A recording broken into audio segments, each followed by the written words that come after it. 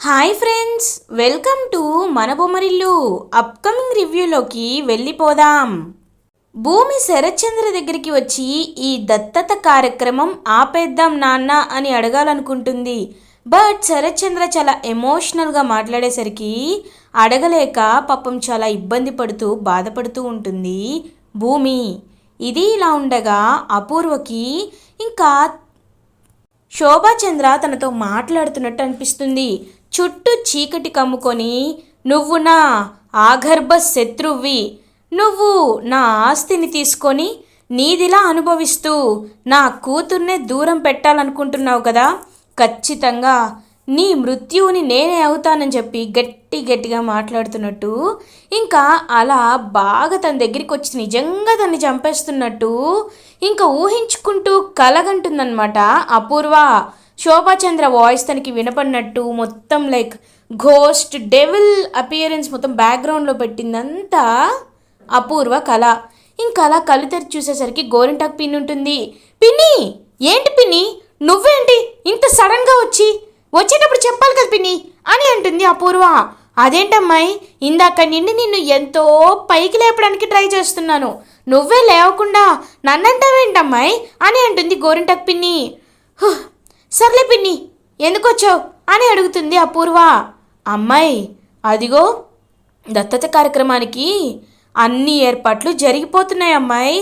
ఆ భూమి ఆ శోభాచంద్ర ఫోటోని కూడా కిందకి తీసుకెళ్తుంది.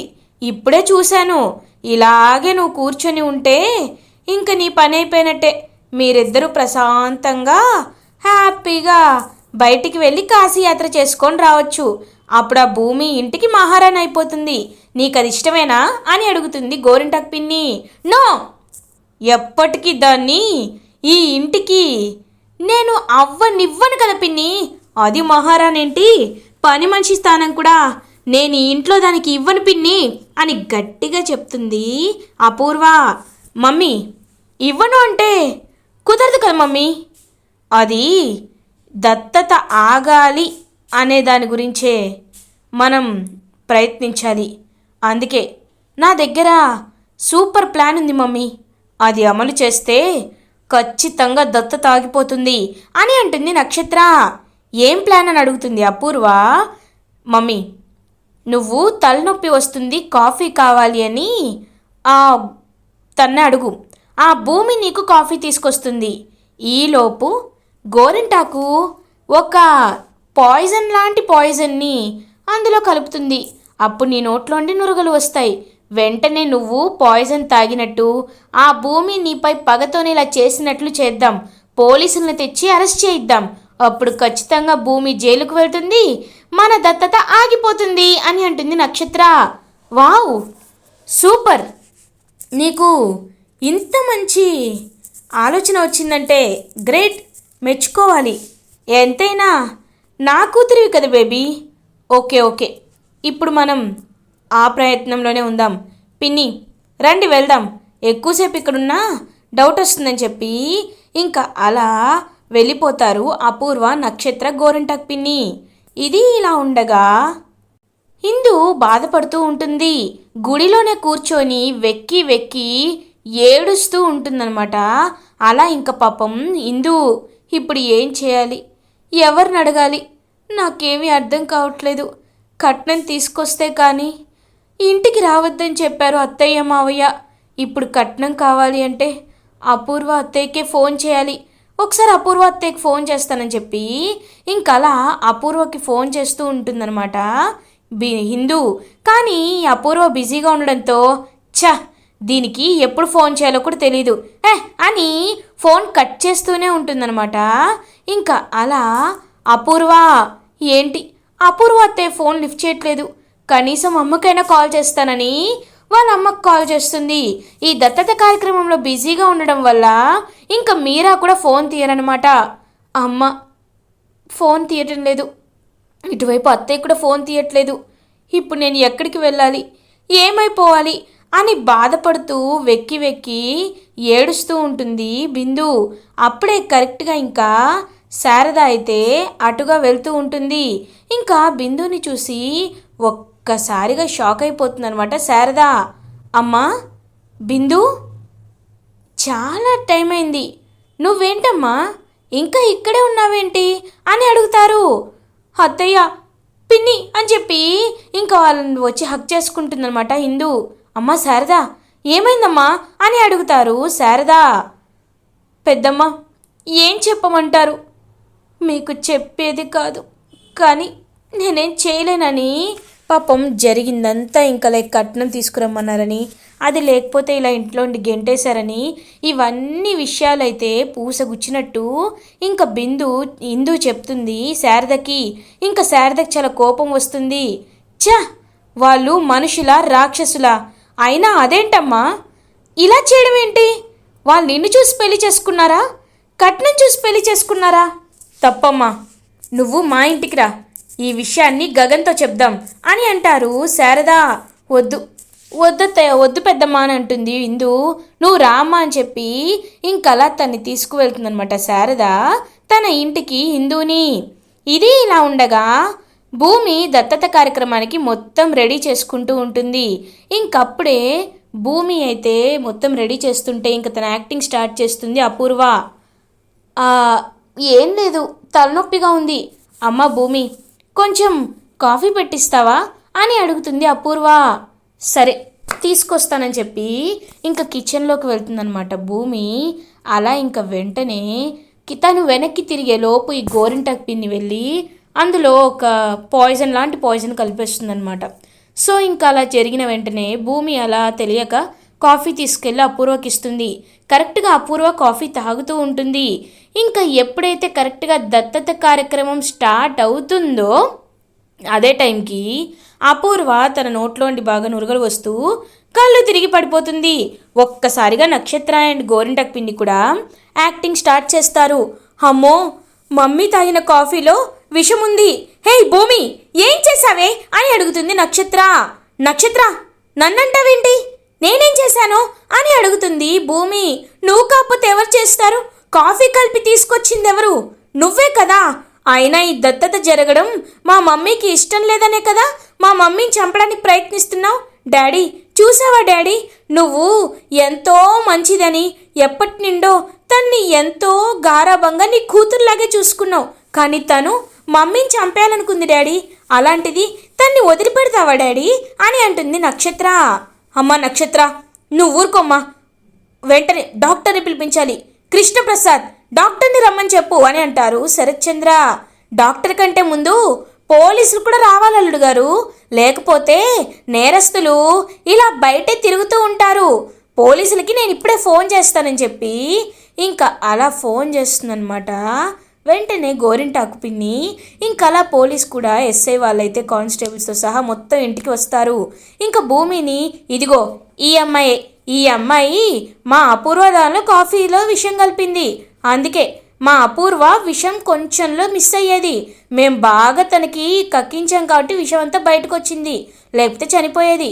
అటెంప్ట్ టు మర్డర్ కేసు కింద తన్ని తీసుకెళ్ళండి అని చెప్తుంది గోరింటాకు పిన్ని. ఇంకా అలా తీసుకువెళ్తూ ఉంటారనమాట. పోలీస్ అయితే పాపం భూమిని, శరత్చంద్ర ఏమీ అనకుండా సైలెంట్గా ఉంటారు. ఇంకా భూమిని అలా ఎస్ఐ తీసుకువెళ్ళబోతుంటే, ఆగండి ఎస్ఐ గారు అని అంటుంది భూమి. నాన్న, నేను అరెస్ట్ అయ్యి నాపై నింద వేసుకొని నేను వెళ్ళాలి అనుకోవటం లేదు. కావాలంటే నింద పడే కంటే నేను ఇక్కడ చచ్చిపోవడమే కరెక్ట్ అని ఇంకా అలా ఆ కాఫీ, విషం కలిపిన కాఫీని తను కూడా తాగుతుందనమాట. ఇంక భూమి తాగి ఇంకొక్కసారిగా షాక్ అయిపోతారు శరత్చంద్ర. అమ్మ భూమి, ఎందుకమ్మా ఇలా చేస్తున్నావు అని చెప్పి అడుగుతారు. చూసారా నాన్న, నేను తాగి చాలాసేపు అయింది, కానీ ఏమైనా అయ్యిందా? ఏమీ అవ్వలేదు. ఇక్కడే మీకు అర్థమవుతుంది కదా నాన్న, నాపై వీళ్ళు కావాలని ఇలా బురద చల్లడానికి, విషం చిమ్మడానికే ఇదంతా చేశారు నాన్న, ఇదంతా చేశారు. వీళ్ళకి ఈ దత్తత జరగడం ఇష్టం లేదు, అందుకే ఇలా చేస్తున్నారు నాన్న అని ఏడుస్తూ ఉంటుంది పాపం భూమి. అవును, మాకీ దత్తత జరగడం ఇష్టం లేదు నాన్న. డాడీ, ఇప్పుడు చెప్తున్నాను, మాకీ దత్తత ఇష్టం లేదు డాడీ. ఎందుకంటే ఈ భూమి ఇంటికి నాతో పాటు సమానంగా ఉండడం నాకు ఇష్టం లేదు అని గట్టిగా చెప్తుంది నక్షత్ర. బావా, నక్షత్ర గురించి నీకు తెలిసిందే కదా బావా, ఒక్కసారి ఏం కోరుకున్నా అదే జరగాలి అనుకుంటుంది. అలాంటప్పుడు ఎందుకు బావా తన్ని ఇబ్బంది పెట్టడం? అయినా భూమికి నువ్వు ఇవ్వాల్సినంత ప్రయారిటీ ఇస్తున్నావు కదా, అలాంటిది తన్ని నువ్వు ఇంకా కూతురిగా చేసుకొని ఇంతకి మించిన ఆస్తిని ఎందుకు బావా ఇవ్వాలి, ఎందుకు ఇవ్వాలి అని ఏడుస్తుంది ఎమోషనల్గా అపూర్వ. ఇంకా శరత్చంద్ర మొత్తం చూస్తారనమాట. చూసి, చూడండి, మీరు ఎన్ని చెప్పినా భూమి నాకు శోభాచంద్రకి పుట్టిన కూతురు అని నేను బలంగా నమ్ముతున్నాను. భూమి నా కూతురు అయ్యే తీరుతుంది, ఈ దత్తత జరిగే తీరుతుంది. మీకు నచ్చితే ఇక్కడ ఉండండి, లేకపోతే ఈ ఇంటి నుండి వెళ్ళిపోండి అని గట్టిగా చెప్తారనమాట శరత్చంద్ర. ఒక్కసారిగా ఇంకా అపూర్వ, నక్షత్ర వీలైతే షాక్లో ఉండిపోతారు. డాడీ అని అంటుంది నక్షత్ర. అవును, భూమి నిన్ను ఎప్పుడు చెల్లెల్లాగే చూసుకుంది, కానీ నువ్వు భూమిని కనీసం ఒక మనిషిలా కూడా చూడట్లేదని నాకు ఇప్పుడే అర్థమవుతుంది. నాకు మీకంటే భూమినే ముఖ్యం, భూమినే ఎక్కువ. మీకు నచ్చితే ఉండండి, లేకపోతే వెళ్ళిపోండి అని అంటారు శరత్చంద్ర. ఇంకా భూమి, నాన్న ఎందుకు నాన్న, ఎందుకు అలా మాట్లాడుతున్నారు? చూడండి, ఎంతైనా నేను తర్వాత వచ్చాను, కానీ ఇన్నాళ్ళు మిమ్మల్ని కంటికి రెప్పలా చూసుకుంది అపూర్వ పిన్నే కదా. అపూర్వ పిన్ని మిమ్మల్ని బాగా చూసుకుంటుంది, ఆవిడికి మీపై ప్రేమ ఉంది, ఆవిడ ఏది చేసినా మీ గురించే చేస్తుంది. ఇవన్నీ నాకు తెలుసు. కానీ ఒకటి నాన్న, పిన్నికి ఈ దత్తత నచ్చకపోతే నేను ఇప్పుడు చేసుకోలేను. పిన్ని మనసు ఎప్పుడైతే మారుతుందో అప్పుడే నేను ఈ దత్తతకి ఒప్పుకుంటాను, ఈ దత్తతని మనస్ఫూర్తిగా స్వీకరిస్తాను. ఇదే నిజం నాన్న అని అంటుంది భూమి. ఒక్కసారిగా ఇంక అపూర్వ, నక్షత్ర షాక్ అయిపోతారు. ఏంటి ఈ భూమి ఇలా మాట్లాడుతుంది అని షాక్లో ఉండిపోతారనమాట. అలా ఇంక వెంటనే వీళ్ళైతే, అమ్మాయి మనం వింటుంది నిజమేనా అమ్మాయి అని అడుగుతుంది. ఇంకా అలా గోరింటాకు పిన్ని, నాకు అదే అర్థం కావట్లేదు పిన్ని అని అంటుంది అపూర్వ. అమ్మ భూమి, నువ్వు వీళ్ళ గురించి ఎందుకమ్మా అని అంటారు. లేదు నాన్న, నేను ఎవ్వరి తిట్లతో ఎవ్వరి ఏడుపులతో ఈ దత్తతని జరిపించాలి అనుకోవటం లేదు. అందరూ నవ్వుతూ, అందరూ సంతోషంగా నా దత్తతని స్వీకరిస్తేనే నేను దత్తత చేసుకోవాలి అనుకుంటున్నాను. అంతేకాని అంతకుమించి ఏమీ లేదు. ప్లీజ్ నాన్న, నా మాట వినండి ప్లీజ్. అపూర్వ పిన్నికి నచ్చిన తర్వాతే నేను ఈ దత్తత చేసుకుంటానని చెప్పి ఇంక భూమి చెప్తుంది. సరేమ్మా, నీకు ఇష్టం లేని పని నాకు ఇష్టం ఉండదు. సరే, అపూర్వ మనసు ఎప్పుడు మారితే దాని తర్వాతే దత్తత కార్యక్రమం చేసుకుందామని చెప్పి ఇంకా అలా అక్కడి నుండి వెళ్ళిపోతారు శరత్చంద్ర. ఇంకా అపూర్వ చాలా హ్యాపీగా ఫీల్ అవుతుంది. ఏంటి నీ గొయ్య నువ్వే తవ్వుకున్నట్టున్నావు కదా భూమి అని అంటుందన్నమాట. అలా ఇంకా కావాలని అపూర్వ, చూడు అపూర్వ మమ్మీ, నువ్వు ఇన్నాళ్ళు నన్ను చాలాసార్లు ఇరికించడానికి ప్లాన్ చేసావు, కానీ ఈసారి నేను నాన్నతో చెప్పాలనుకున్న విషయాల్ని నువ్వే చెప్పేలా చేసావు. థ్యాంక్ యూ అపూర్వ మమ్మీ అని నవ్వుతూ అక్కడి నుండి వెళ్ళిపోతుంది భూమి. ఒక్కసారిగా షాక్ అయిపోతారనమాట. ఇంక వెంటనే అపూర్వ, నక్షత్ర, గోరింటాకు పిన్ని, ఏంటి షాక్ అయిపోయారు? మీకు ఇంకా అర్థం కాలేదా? చూడండి, ఒకటి మాత్రం నిజం, భూమి గగన్ని ప్రేమిస్తుందని మీకు తెలుసు కదా.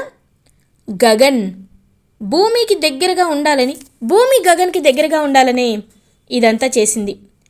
ఆ విషయాన్ని మీరు తెలుసుకుంటే చాలా బాగుంటుంది. ఇప్పుడే తను దత్తత వద్దు అని చెప్పడానికి బావగారి దగ్గరికి బయలుదేరింది. ఈలోపు మీరే దత్తత కార్యక్రమాన్ని చెడగొట్టేశారు. సో తనకి ప్రాబ్లమే ఉండదు అని చెప్పి ఇంకా కృష్ణప్రసాద్ చెప్పేసి అలా వెళ్ళిపోతారనమాట. ఇంకా అలా ఒక్కసారిగా అపూర్వ అయ్యో చా ఇప్పుడేం చేయాలి, ఒకవైపు సమస్య తీరింది అనుకుంటే ఇంకొక వైపు సమస్య వచ్చి పడింది అని అపూర్వ ఇంకా టెన్షన్ పడుతూ ఉంటుంది. ఇది ఇలా ఉండగా గగన్ ఆఫీస్లో అటు ఇటు తిరుగుతూ ఆలోచిస్తూ ఉంటారు. నాకు తెలుసు ఈ భూమి ఇవాళ రాదు కాబట్టి ఇంకా రేపటి నుండి తను నాకు అక్కర్లేదు. కానీ అమ్మే విచిత్రంగా మాట్లాడుతుందేంటి అసలు? అమ్మ ఎందుకు ఆ నక్షత్రకి నన్నిచ్చి పెళ్లి చేయాలనుకుంటుంది? లేదు, నేను ఎలా అయినా అమ్మకి చెప్పేయాలి. కానీ నా దగ్గర సరైన కారణాలు కనిపించట్లేదే అని ఆలోచిస్తూ ఉంటాడు గగన్.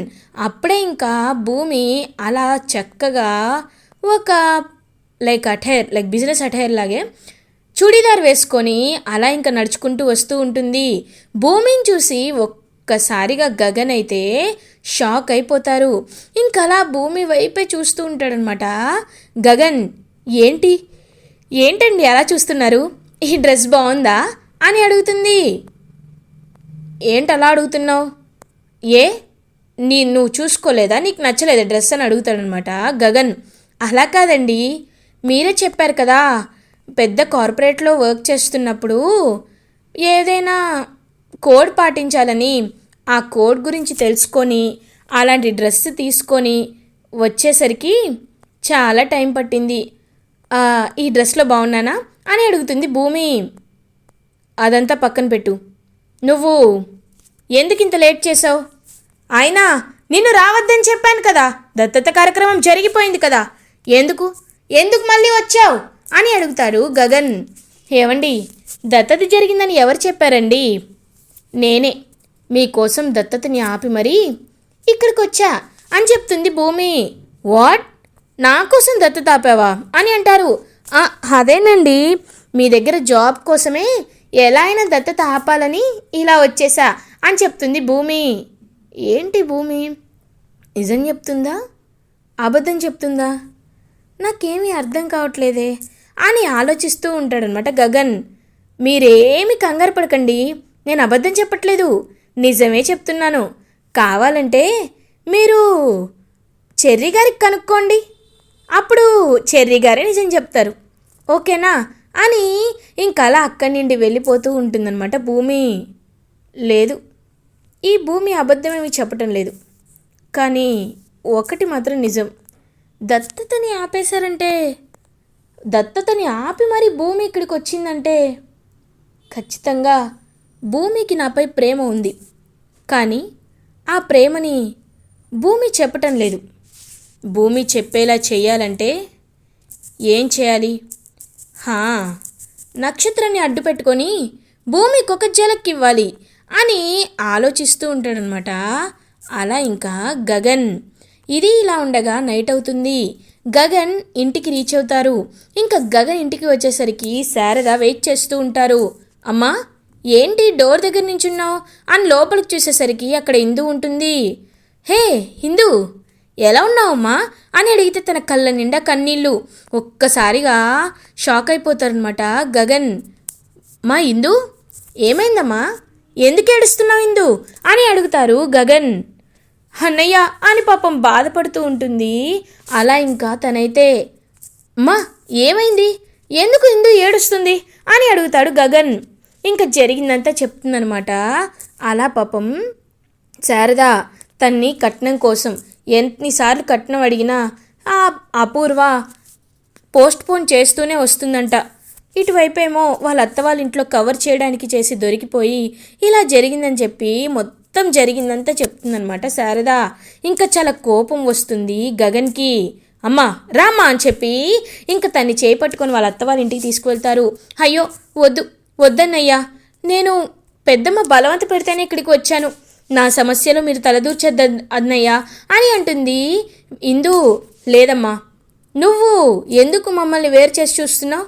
నేను నీ అన్నయ్యని, అడిగే హక్కు బాధ్యత నాకు ఖచ్చితంగా ఉంటుంది, రా అని చెప్పి ఇంకా అలా గట్టిగా చేపట్టుకొని వంశీ వాళ్ళ ఇంటికి తీసుకువెళ్తాడనమాట గగన్. ఇంకా వంశీ అయితే చాలా బాధపడుతూ ఉంటాడు.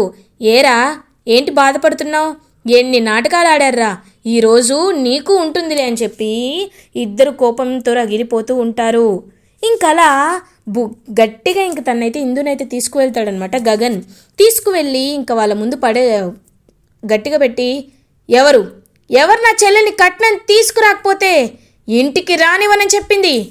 నువ్వా? అసలు మీరు మనుషులేనా? పెళ్లి చేసుకున్న తర్వాత కోడల్ని ఎలా చూసుకోవాలో మీకు తెలీదా?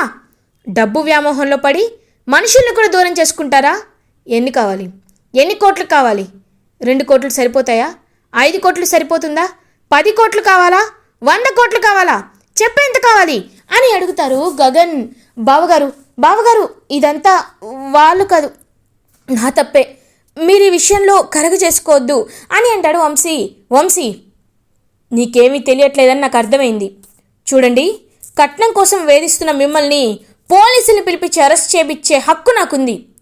కానీ అలా ఎందుకు చేయట్లేదో తెలుసా? ఇందు చెప్పింది, అలా చేస్తే వాళ్ళ పరువు పోతుంది అన్నయ్య. నా అత్తమామల పరువు నేనే తీయడం నాకు ఇష్టం లేదని చెప్పింది. అది తన క్యారెక్టర్ అంతే. ఒక్క కట్నం కోసం తను ఇబ్బంది పెడతారా? ఛీ, మీలాంటి వాళ్ళు బ్రతికున్నా వేస్ట్ అసలు. కానీ ఒకటి మాత్రం నిజం, ఇస్తానని మాట ఇచ్చిన ఆవిడ సైలెంట్గా నోరు మూసుకొని కూర్చుంది.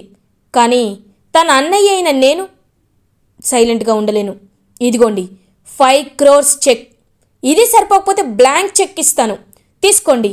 కానీ ఇంకొక్కసారి నా చెల్లెల కంట్లో కన్నీళ్లు కనబడితే మీ ఇద్దరికీ జైలే అని చెప్పి ఇంకా గగన్ అక్కడి నుండి వెళ్ళిపోతూ ఉంటాడు.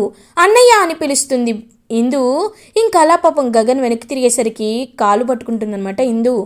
ఏంటమ్మా ఏంటిది అని అడుగుతారు గగన్. లేదన్నయ్య, చిన్నప్పటి నుండి అపూర్వ అత్త అని తన వెనకే తిరిగాను. ఎంతో ప్రేమ ఉన్నట్టు, నన్ను చాలా ప్రేమగా చూసుకున్నట్లు నటించింది అపూర్వ అత్తయ్య. కానీ కట్నం విషయం వచ్చేసరికి తప్పించుకొని పారిపోయింది.